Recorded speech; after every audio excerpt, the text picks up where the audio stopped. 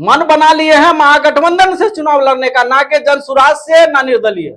हम लड़ेंगे भी चुनाव मधुबनी विधानसभा से महागठबंधन के उम्मीदवार के रूप में चुनाव लड़ेंगे। किसी को डर है कि असलम अंसारी कहीं ना कहीं रेस में चल रहा है महागठबंधन में उम्मीदवार के रूप में, तो इनको पीछा कैसे किया जाए, इसलिए यह अफवाह फैला रहा है जो उसका जनता के बीच में। आरजेडी नहीं छोड़े थे, आरजेडी आज तक हम नहीं छोड़े थे। मेयर चुनाव के बाद कुछ आक्रोश में हमने बयान दिया था, वो मैं बयान आप लोग को बुला के वो बयान वापस भी लिया था।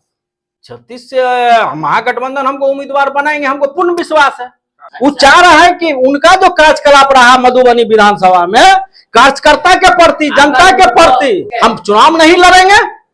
अगर पार्टी का निर्देश होगा उनको साथ देने के लिए तो हम पार्टी का उनका साथ देंगे, लेकिन दूर दूर तक वो स्वयं चाह रहे हैं कि हम मधुबनी विधानसभा से चुनाव नहीं लड़ें, इसलिए कि अगर हम यहां से चुनाव लड़ते हैं तो हम चुनाव हार जाएंगे। इसलिए वो दूसरे जगह का, आप लोग को भी जानकारी है कि वो दूसरे जगह खोज रहे हैं, मधुबनी जिला में ही। हम बता दे रहे हैं, वो चाह रहे हैं कि हम बाबूबड़ी से चुनाव लड़े, नहीं तो हम खजौली से चुनाव लड़े, मधुबनी से हम चुनाव नहीं लड़े। आप देखते होइएगा कि क्षेत्र में एक अपवाद के रूप में कहीं कहीं जाते होंगे और दूसरे विधानसभा में बहुत मजबूती के साथ। पसमंदा समाज, मुस्लिम समाज से हम आते हैं, कहीं ना कहीं तो उनको एडजस्ट करना है।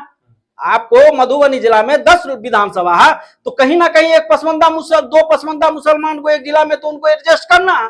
तो एक चेहरा हम भी रामपुर में भी लड़े हुए, मेरे फूफा भी एमपी चुने गए हैं, मेरे पिताजी भी एमपी बने हैं यही मधुबनी से, और पसमंदा के नाम पर मधुबनी से के पसमंदा मुसलमान के नाम पर 2 बार विधान परिषद के सदस्य भी मेरे पिताजी को कांग्रेस पार्टी ने चुना। कैसे भावी बिहार के मुख्यमंत्री आश्वस्त किए हैं कि आप जाइए, जनता के बीच में रहिए, उनको कहीं ना कहीं एडजस्ट किया जाएगा। और ये जो कह रहे हैं कि आप लोग कि इनके पिताजी का भी 2005 में हम ही टिकट काटे थे, हम चुनाव लड़े थे, हर हाल में मिलेगा, हमको आश्वस्त किया गया है। पार्टी के वर्तमान के विधायक हैं, फिर भी आप विरोध कर रहे हैं। हम उनका विरोध नहीं कर रहे हैं, जनता विरोध कर रही है, कार्यकर्ता विरोध कर रहे हैं। कहीं ऐसा नहीं ना राजकुमार महासेठ ने आपको 2005 के 2 चुनाव में हराया, उनको उनके बेटों को हराने के लिए? नहीं, अगर ऐसा रहता उनके चुनाव में हम उनको साथ नहीं देते, हम उनके लिए चुनाव में साथ दिए हैं, उनके लिए रात दिन एक किए हैं कि कहीं ना कहीं हमारे नेता भावी मुख्यमंत्री तेजस्वी जी के आवास में मेरा नाम का चर्चा है, तो हमारे नेता को मधुबनी के एक नेता नाम नहीं लेना चाहते हैं। इस तरह के अफवाह फैला के अपने नेता को दिग्भ्रमित करने का काम करने का जो कोशिश किए थे, वो सब चीज समझ रहे हैं कि ये क्यों कर रहे हैं, नहीं कर रहे हैं, इसलिए कि उनका कितना बड़ा क्या रहा रोल है सब जानते हैं। इसलिए कि अभी जो वर्तमान विधायक है उनके बारे में अपने स्तर से कहीं ना कहीं कुछ जांच पड़ताल किए हैं, अपने मीडिया के, अपने लोगों को भेज के, और इनका जो वर्तमान में विधायक है उनको समझ में आया गया है कि कार्यकर्ता भी इनसे नाराज है, अब मतदाता तो और नाराज है, इसलिए वो कहे हैं कि इस बार उसको एक्सचेंज करके कहीं ना कहीं उनको शिफ्ट किया जाएगा और आप जैसे लोगों को एडजस्ट किया जाएगा। मधुबनी विधानसभा में एक अफवाह का माहौल फैला हुआ है। कुछ एक राजद के नेता हैं, नाम नहीं लेना चाहता हूं, उनके द्वारा ये अफवाह फैलाया जा रहा है कि असलम अंसारी जनसुराज से चुनाव लड़ेगा मधुबनी विधानसभा से। ऐसी कोई बात नहीं है, ये अफवाह कुछ नेताओं के द्वारा जो फैलाई जा रही है ना। अभी तक मैं जनसुराज का 1-2 रुपया का सदस्य भी बना हूं।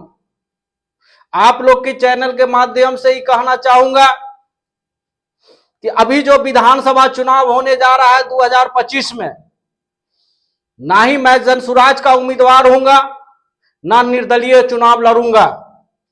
मैं जब भी लड़ूंगा महागठबंधन के प्रत्याशी के रूप में मधुबनी विधानसभा से चुनाव लड़ूंगा।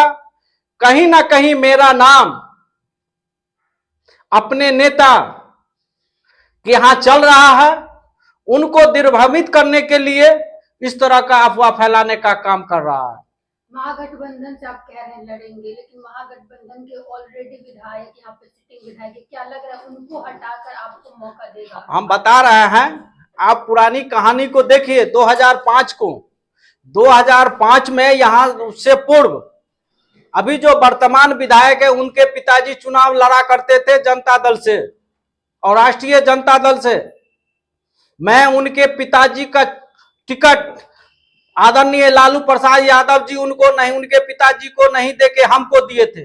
इसलिए दिए थे कि हम भी राजनीति परिवार से आते हैं और खास के पसमंदा समाज से आते हैं। कहीं ना कहीं पसमंदा का ख्याल आज के भी है। आदरणीय लालू प्रसाद यादव अब बिहार के भावी मुख्यमंत्री तेजस्वी यादव जी के नजर में कि मधुबनी से हम पसमंदा मुसलमान को लड़ाने का काम करेंगे, इसलिए कि हमेशा वहां से पसमंदा मुसलमान चुनाव जीता है और लड़ा भी है।